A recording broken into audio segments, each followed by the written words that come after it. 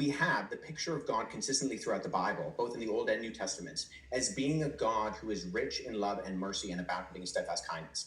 And so we want a God who is just. And just to speak very briefly to the slavery issue, I mean, Leviticus 25 condemns by death the man stealing. So stealing someone and selling them into slavery. And the fact that the 10 Commandments are prefaced with, you are a nation who was slaves. You know, I'm the God of Israel who brought you out of Egypt.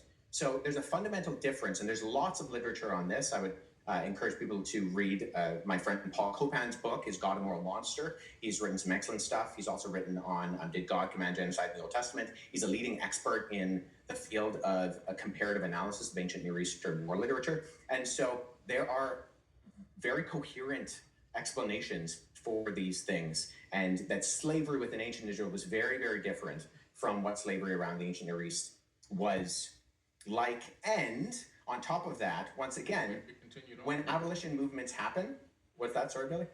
I said slavery continued on throughout the Bible with no problems.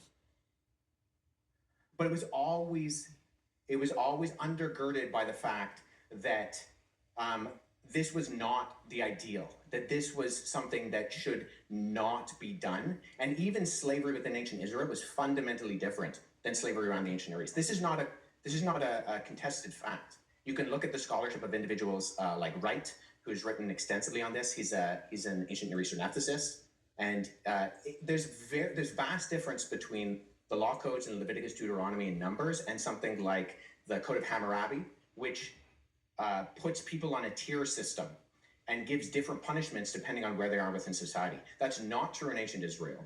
If you